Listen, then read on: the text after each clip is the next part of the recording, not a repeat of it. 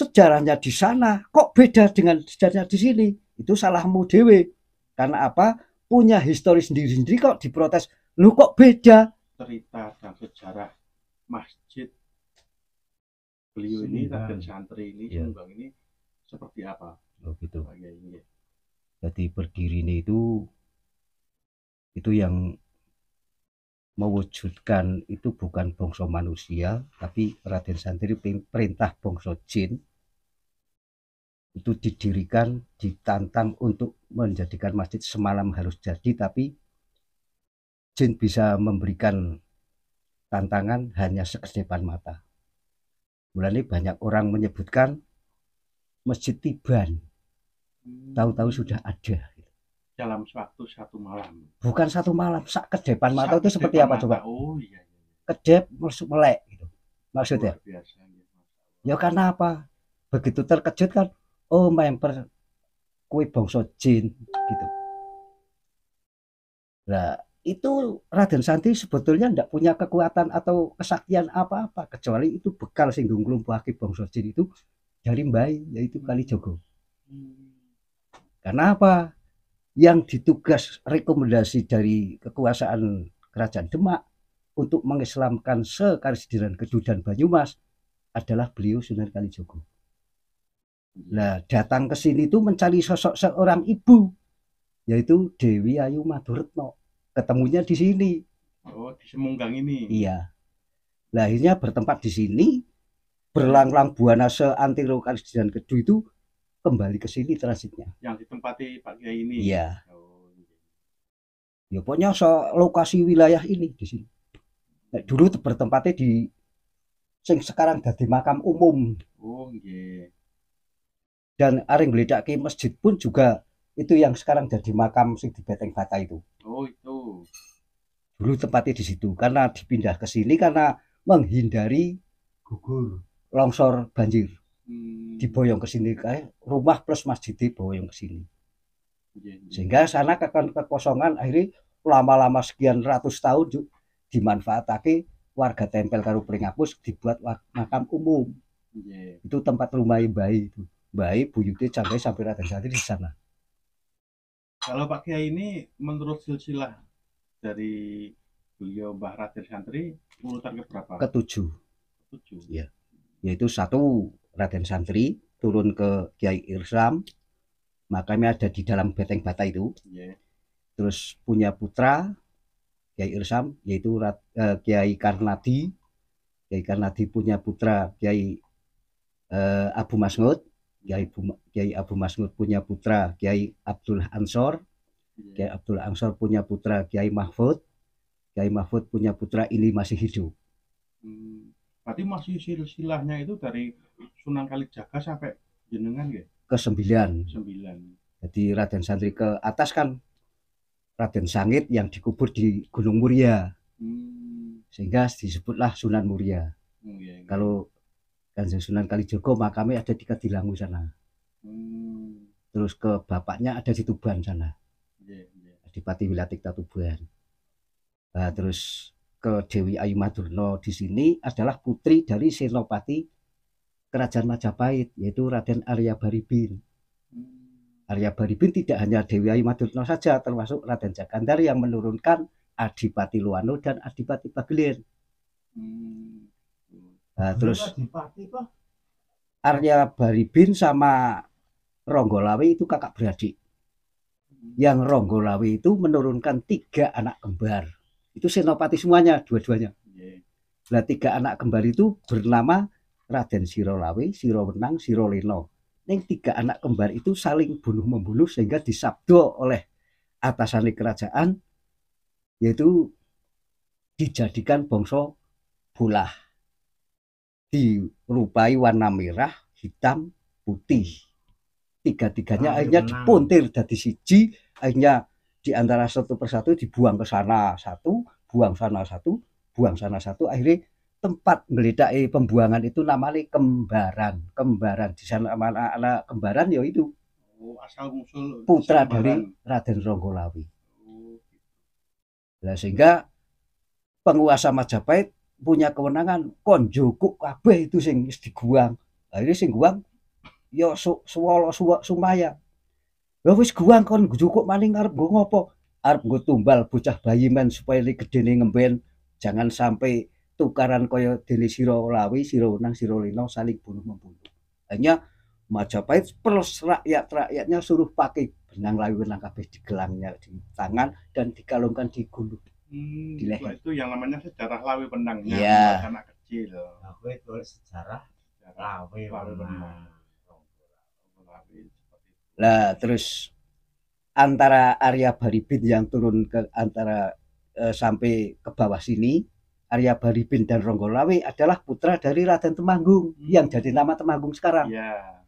Raden Temanggung adalah putra dari siapa? Senopatinya kerajaan Pajajaran sebelum Majapahit berdiri, yaitu Raden Arya Galuh. Raden Arya Galuh adalah putra dari Raden Randu Kuning, orang dalamnya Pajajaran. Randu Kuning adalah putra dari Raden Arya Metaun, orang Pajajaran juga. Terus Arya Metaun putra dari Raden Arya Banjaran, kakak beradik dengan Prabu Siliwangi. Dua-duanya putra dari Prabu Mundisari, raja pertama Pajajaran. Nah, Pajajaran itu di mana? Bandung, Bogor, Banten, Batavia, Cirebon. Nah, itu asal usul dari mana? Putra dari keberadaan kerajaan Singosari antara Malang, Lumajang, Jember, Banyuwangi, Situbondo, Bondowoso. Pajajaran ya Pak? Itu yang sebelumnya Pajajaran. Asal usul putra gitu. Nah, Singosari adalah putra dari asal usul mana? Putra Jenggala antara Pasuruan, Probolinggo, Mojokerto. Nah, Jenggala asal usul dari mana? Dari Erlangga antara Surabaya dan Tuban. Erlangga asal usul dari mana? Dari Malwapati. Itu posisinya ada di Temanggung. Makamnya. Pusat kerajaannya dulu. Pusat kerajaannya aslinya ya. Itu. Adapun perluasan atau kekuasaan kan Bontos Wetan, Bontos Kulon itu kekuasaannya Malwapati di masa kerajaan ketiga. Neng hancurnya Malwapati kan karena ulah tingkahnya Raja Rahwana yang punya kerajaan Ngalingkodirojo yang sekarang menjadi Ngadirjo. Masih ada silsilahnya. Ada. Jadi Raja Rahwana itu karena tingkatnya jahat untuk menyerang kepada Malwapati karena tidak punya kekuatan yang lebih besar, sehingga Mboking tukang sihir dari India suruh menghabisi Malwapati. Ternyata dengan putri-putrinya yang Malwapati itu mau diringkus, mau direbut untuk diistri oleh Rahwana. Tetapi salah satunya putri-putri yang ada di Malwapati ada yang punya kelebihan. Begitu diserang mental di Laut Selatan yang menjadi nama Putri Dewi Sekarwangi yang sampai sekarang masih ada namanya. Itu yang mental ke Laut Utara yang disebut Dewi Lanjar. Terus yang lari tidak punya kekuatan apa-apa itu dapat sifat roh maling Gusti, akhirnya bisa masuk di Batu Merah Delima, sampai sekarang masih ada di situ. Yang banyak masih ya cari itu ya. Ya. Itu adalah orang yang salah tingkah karena apa? Tidak dikembalikan bangsa orang lagi. Sehingga masih di dalam Batu Merah Delima sampai sekarang.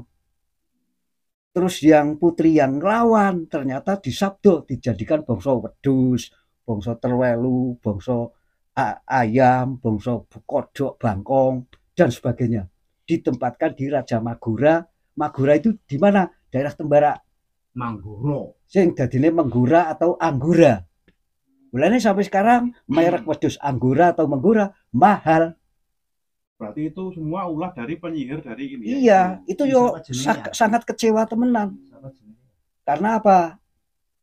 Tidak dikembalikan bangsa uang lagi. Itu saking marahi Raja Malwapati. Karena Raja Malwapati bisa berbicara atau berhubungan dengan bangsa jin, bangsa hewan, bisa komunikasi, bisa minta bantuan juga. Datang ke Ngalingkodirojo bahwa Raja Rahwana punya godo yang disebut limpung, berupaya supaya mentidurkan Raja Rahwana karena apa? Mau ngambil godo itu. Akhirnya bisa tertidur karena ulah tingkai itu sing bangsa hewan dan jin biar tidur. Hanya bisa keambil godo itu yang disebut limpung. Hanya bisa keambil, godo dibuang. limpung itu dibuang dari Ngalikodirejo sampai melintang di atas sampai jatuh. Sampai sekarang juga masih manjing nama limpung itu. Limpung bawang itu. Iya, berapa kilo coba buangan nganu Malwapati, Raja Malwapati untuk membuang limpung sampai jatuhnya sekarang yang menjadi limpung itu. Berarti godongnya masih di limpung itu. Iya. Yang manjing akhirnya jadi nama limpung kan dulunya limpung itu. Tapi godongnya nggak di situ, Pak. Ya, limpungnya tela digoreng sekali. karena nek diukur dari sekarang di tempat kejadian di masa itu sudah ribuan tahun. Akhirnya begitu hancurnya Malwapati baru muncul keempat yaitu Airlangga. Kerajaan Sora Airlangga itu. Neng sebelumnya Malwapati adalah kerajaan Kalinggapura yaitu Sindoro Sumbing. Adapun fasilitas di masa Kalinggapura termasuk ada hutan larangan yang jadi larangan sekarang itu, Dur. Oh, Kembaran. Apa yang disebut hutan larangan yaitu tempat untuk bersumadio marang Gusti. Siapapun tidak boleh ngambah kecuali untuk bersumadio marang Gusti. Coro sekarang Islami ya beriadoh atau mujadah. Coro Islami sekarang. Ini dulu sumadio marang Gusti. Jadi misalnya contoh kecilnya, seorang guru perintah kepada muridnya, sumadio marang Gusti seliramu 100 tahun aja mangan. Ya tingkatnya itu kan di masa itu kan karena kepatuhan, coro Islami ketakwaan, ya sediko dawuh guru 100 tahun orang mangan. Begini terus di hutan larangan. Adepannya pakai kembang kuning. Karena dengan lamanya sekian ratus tahun, biar nggak layu kan ditempel di air atau di pinggir kali, ben ora layu. Akhirnya sampai sekarang itu manjing jadi kali kuning. Kali kuning. Nah, kalau di larangan Rejosari masih orsinil itu kembang kuning. Kembang kuning. Nah, di Jawa Barat itu perwakilannya yang jadi kuningan. Nah, yang di Jawa Timur, yang perwakilan di Jawa Timur yang disebut kemuning. Jawa Timur kemuning. Jadi satu kata tapi dibuat beda ucap gitu. Kali kuning, kembang kuning, kuningan, kemuning. Itu di masa Kalinggapura. Terus ada Taman Keputren fasilitasnya, yaitu yang disebut Kebun Dalem. Jadi sekarang di mana-mana ada nama Kebun Dalem, dulunya tempat Keputren. Kebun Dalem itu Purwokerto Kebun Dalem. Nah, itu Taman Keputren. Terus ada tempat pembakaran mayat disebut Ngaben. Ngabean. Karena sering-seringnya akhirnya manjingnya jadi Ngabean. Setelah jadi awu dibakar, diwadahi ke wali, upacara dengan besar-besaran, pakai kendaraan yaitu gajah. Yang sekarang menjadi nama tempel itu dulunya kandang gajah kabeh. Nah, tempat makanan Bekasi masih ada, itu di Wetan Lapangan. Makanan gajah. Singgung peranti tempat makanan gajah itu. Kandang gajah. Nek kandangnya seluruhnya tempel itu. Kandang dipikis pakai wit-witan pinggirnya juga diselenggarakan biar bebas gitu. Tempat makanannya ada. Nah, tempat makanannya di suatu tempat kan do teko kabeh ini. Oh gitu. Berarti semua bisa tempel itu kandang gajah semua. Kandang gajah kabeh. Itu gajahnya diambilkan dari India dulu. Bawa pakai kapal, sekapal atau 2 kapal, dibawa digiring ke sini. Di masa Kalinggapura. Itu katanya ada batu gajah yang mistik, itu gimana itu? Oh, itu kan begitu untuk penerusnya. Oh. Nah, terus setelah jadi awu upacara besaran pakai kendaraan gajah dan berikut jaran. Nek jarannya di kandang di sebelah sing bakar mayat itu Ngaben yang sekarang jadi nama Bengkok Sejaran. Masih manjing. Oh, Bengkok Sejaran bawah Kali Kuning ya? Ya juga ada, terus di bawah Ngabean juga ada. Oh, bawah Ngabean ada. Kalau tidak percaya coba tanya wong Ngabean kan nanti Bengkok Sejaran di mana kan nanti akan ditunjukkan. Setelah jadi awu wadai ke wali, nanti berbarisan setelah upacara bawa ke tempat untuk meletakkan di itu awu sing diwadahi ke wali, namanya Semunggang. Berarti di sini. Di sini nih ya. Iya. Itu gue wadah awu sing diwadahi ke wali jenenge Semunggang. Di mana ada nama Semunggang, dulunya tempat untuk meletakkan awu sing diwadahi ke wali. Yang proses di masa itu dulu di wilayah sini sekarang dilakukan ada di Bali. Nah setelah gledakake awu nanti kembalinya kan losur tanah 3 dino, 7 dino sampai 41 dan mendak pisan pindho ping 3 sampai hol dilarung liwat Kali Galuh itu sampai laut selatan itu prosesi zaman dulunya. Akhirnya dengan kerajaan pertama, kedua sampai ke-8 sepaham, begitu kerajaan ke-9 Demak kan berubah. Sistemnya berubah, pahamnya berubah, diganti ya masih masih melakukan lusur tanah dan seterusnya. Karena apa? Sing ditaklukkan orang Buddha Hindu, pahami Majapahit dan seterusnya munggah sampai ke pertama. Nah, terus ada tempat untuk pembuatan pusaka di sini, wilayah sini, di Dhuwur Kembaran, Jejer Semayu. Dulu Empu yang sekarang Majinge Ngempon. Nah, prosesi seperti itu awalnya bersemedi dulu di hutan larangan, setelah jangkep 100 tahun nanti gurunya ngambil. Jadi etika tata krama ini kalau tidak diambil oleh sing perintah, tidak berani pulang sendiri atau keluar sendiri. Karena dengan kepatuhan, cara Islami ya ketakwaan masih berlaku. Sampai sekarang. Iya. Nah begitu, ya sekarang diganti nama takwa oleh Islam.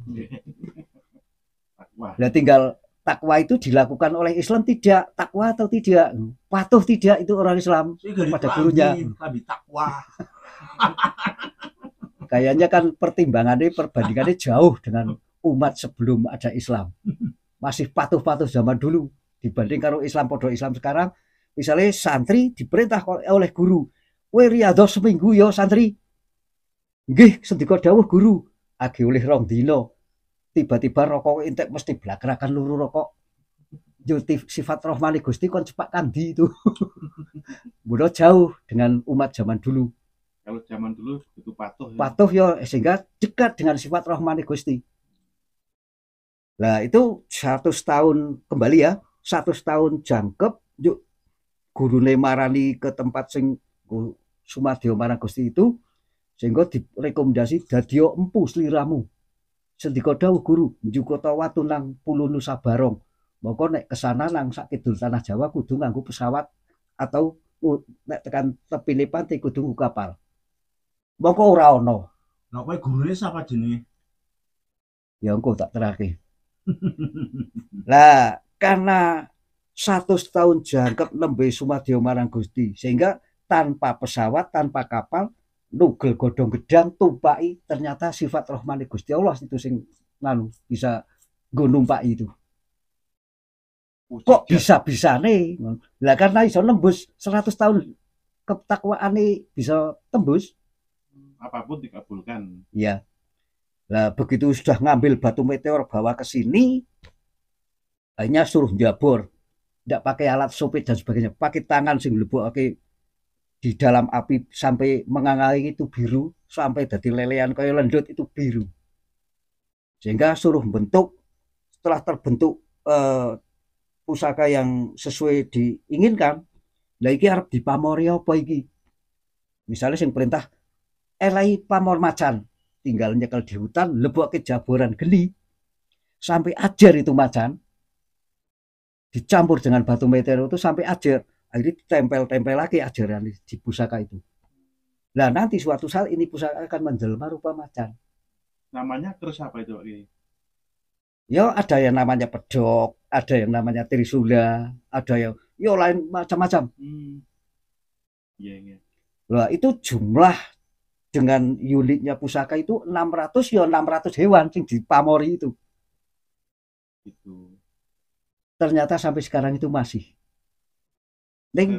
Dengan masihnya itu di masa kerajaan ke-9 Demak, Kalijogo dilimpahkan ke Raden Santri, itu barang masih. Nah karena sudah perintah suruh membuatkan masjid semalam, ternyata hanya sekedepan mata, akhirnya gandeng ini 2 koper jumlahnya 600 masih ada. Perintah karo jin, iki jaganan sa anak turunku. Ternyata sendika dawuh juga bangsa jin. Umpama di saat itu perintah bangsa manusia habis. Karena apa? Pakete dari Gusti Allah. Sifating menungso itu diberi kewenangan molak maliki ati. Mbok tingkate wong alim pun nek karena sifatnya mulak-malikat bisa terjadi. Ya terjadi. Mbok wong apal Quran bisa terjadi. Esok sore tempe dele. Iya, apa maning sing orang awam biasa. Iya. Itu maksud ya. Maksudnya Ya. Pak Kiai. Nah, itu seperti itu. Nah ternyata sampai sekarang masih ada. Suatu saat ada orang yang ingin curang mengambil pakai alat warna-warna sing untuk nyedot dan sebagainya. Pernah terjadi. Akhirnya tak longo kena temenan apa jebul masih utuh. Berkali-kali seperti itu. Berarti banyak sekali orang yang menarik pusaka di sini. Ya ternyata di tahun 2015 juga ada orang Cirebon, orang Tegal, orang Pekalongan, orang Wonosobo 2, berarti 5 orang. Syaratnya itu pakai ya sarana ada macam minyak jakfaron, kristal, ada minyak jali kubur, ada minyak basalwah. Namanya tak baca seperti itu. Itu tingginya sekian ini, gedenya buntutnya sekian. Minyaknya itu. Lah tanya-tanya indennya dari Turki. Harga per satunya 150 juta. Wih. Karena untuk nyarat untuk barang itu kena. Sehingga begitu 5 orang itu tapung di wilayah sini akan ngambil barang satu-satunya itu sing jumlah 600, ternyata enggak taunya ada yang jaga. Hanya dikerjain oleh yang jaga, dibuang di Kali Galuh 5 orang itu. Enggak sampai menitan karena Kali Galuh dengan laut selatan kan enggak ada putusnya, gandeng. Bagaikan saya ini ngabel HP ke Jakarta, langsung tembus kan? Iya. Itu sama prosesnya seperti itu. Orang 5 itu dibuang semua. Dibuang lewat Kali Galuh, enggak menitan sudah sampai laut selatan.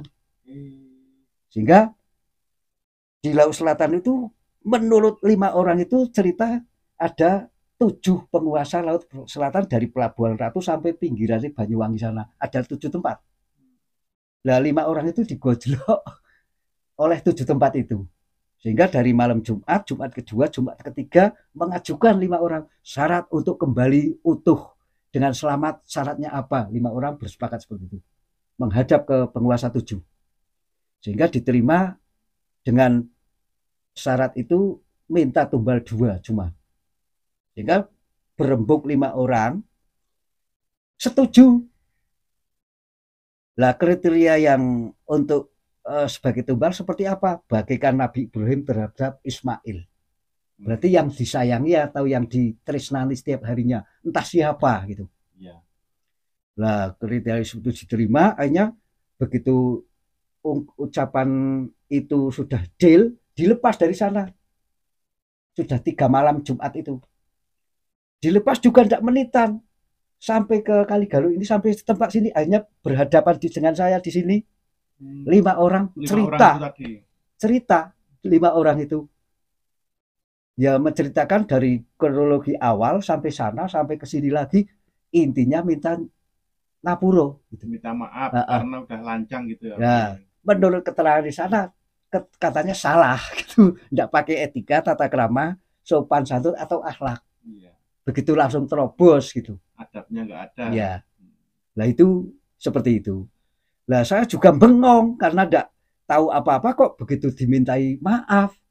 Hanya berkali-kali menceritakan seperti itu baru saya oh gitu. Baru ngeh gitu. Lah hanya oke deh kalau memang perlunya minta maaf aku maafkan. Gitu. Begitu jam 10 malam Jumat itu saya lontarkan maafnya, sampai pagi jam 10 Jumat sudah terjadi ternyata 2 orang juga.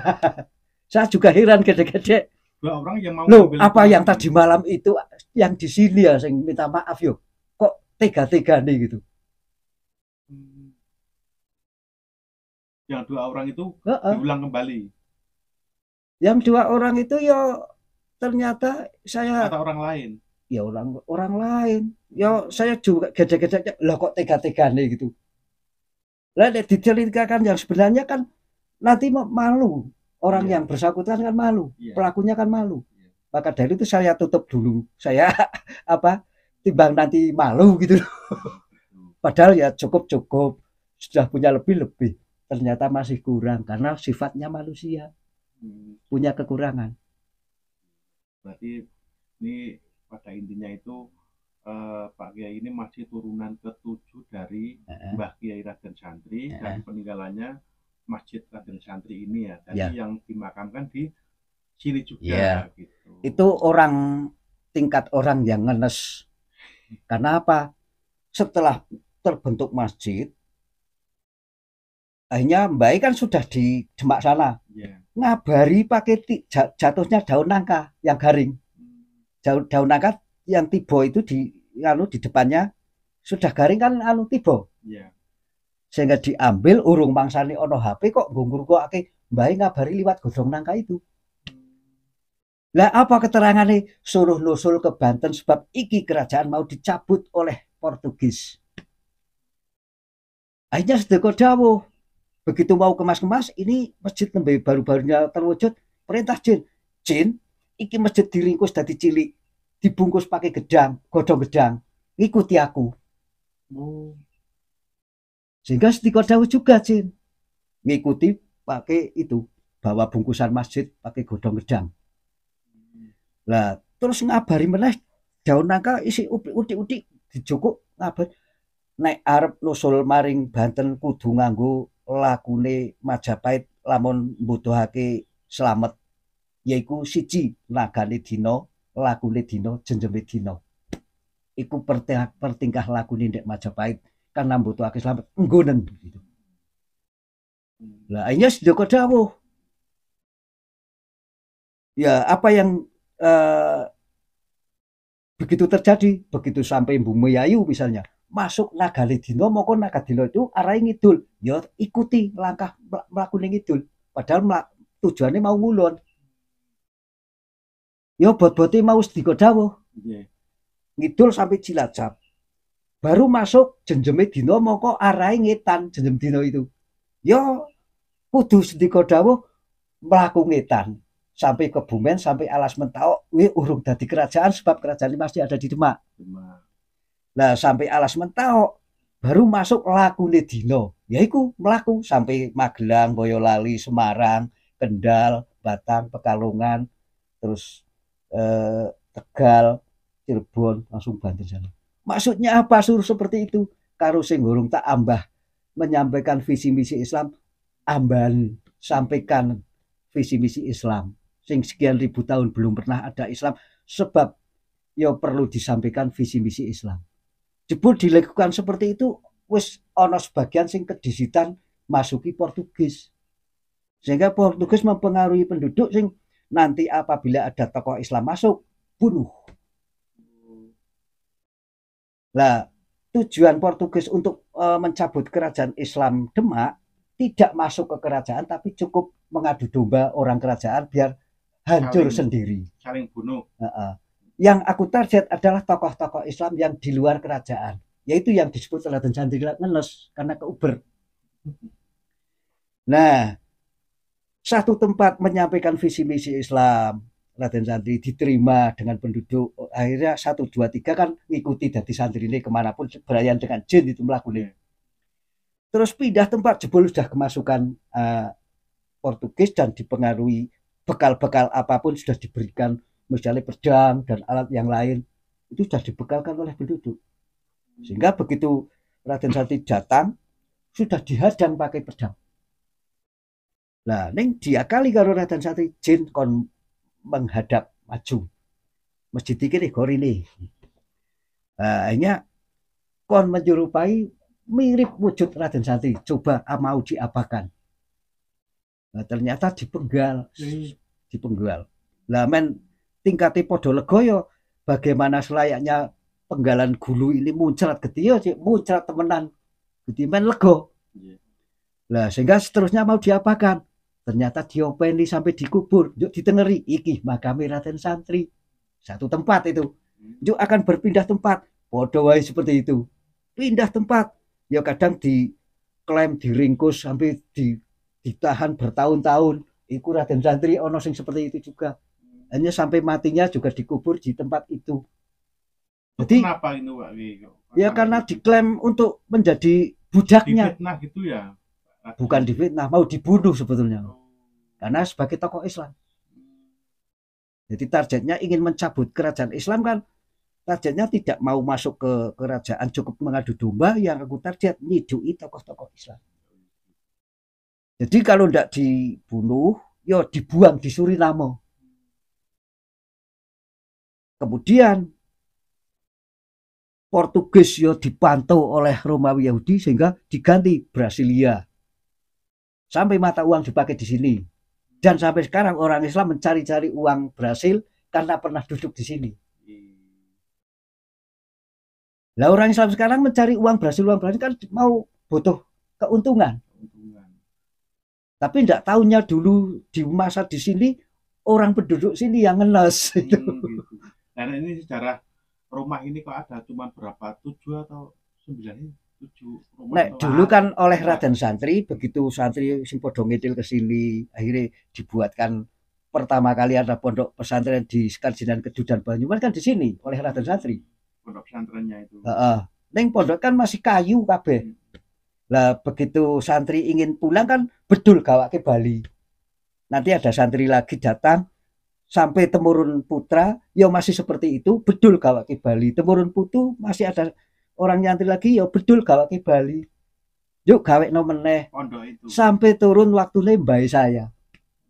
Nah kali kenapa empat rumah? Lah karena itu tipu daya di Belanda.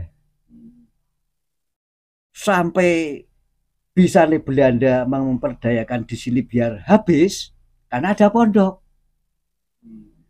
Karena untuk ajang perlindungan yang lari dari asal-usul wilayah Kebumen sana sampai batas Cilacap kan karena diduduki oleh pemerintah Dandeles.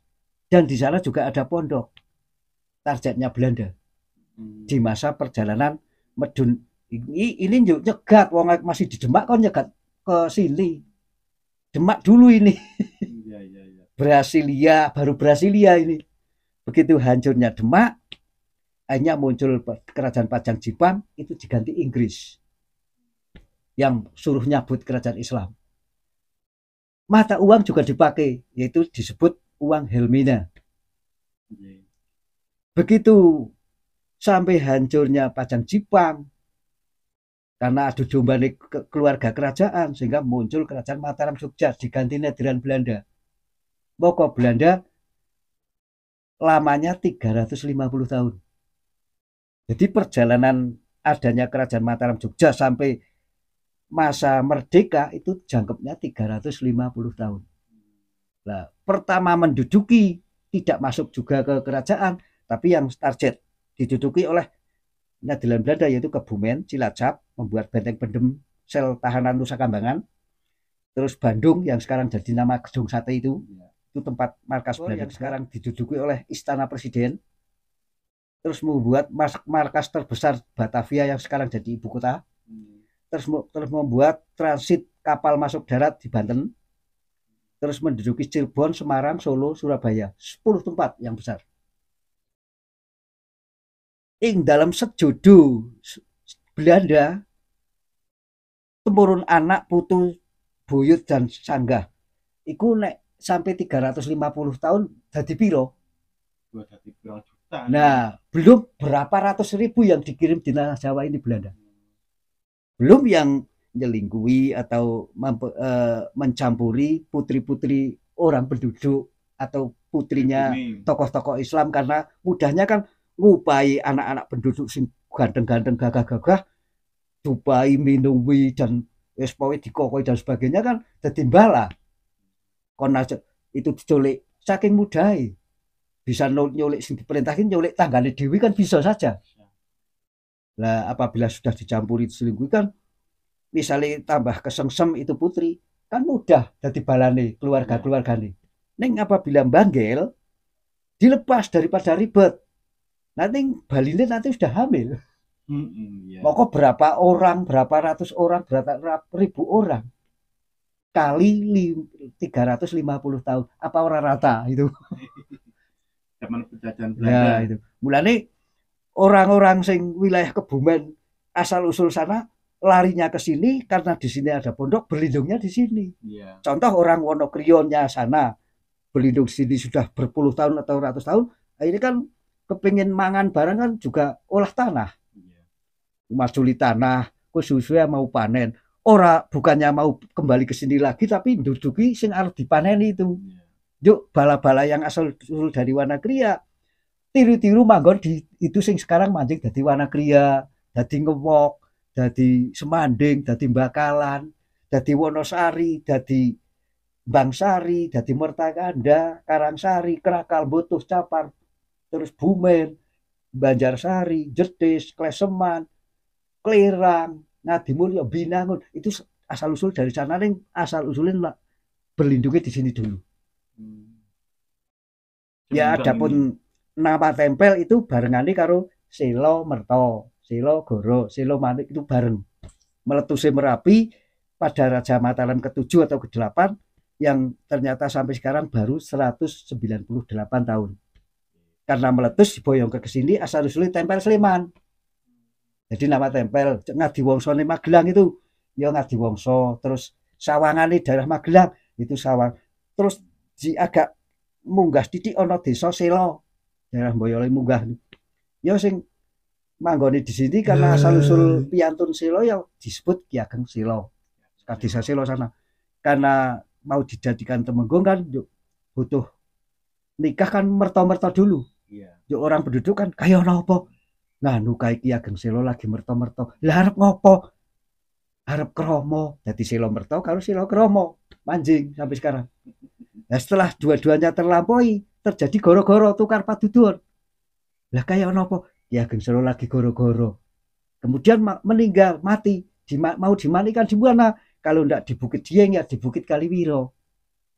Karena seorang punya kewenangan atau penguasa. Mencarinya kuburan atau tempat di bukit, di manik itu. Nek manike orang jenggunuke di sini. Nek manjinge manike bumi sing jenggunuke ya di Kaliwiro, nek ndak ya di Kebumi di Dieng gitu. Oh gitu. Terima kasih Pak Kiai atas obrolan pagi dan sejarahnya tentang Mbah Kiai Ageng Mbah Santri. Raden Santri ini sudah diceritakan sampai detail dari kisah-kisahnya beliau. Semoga ini cerita dari Pak Kiai ini bisa ini saya terima dan jenengan sendiri jangan mudah memprotes tentang sejarahnya di sana kok beda dengan sejarahnya di sini. Itu salahmu dewe.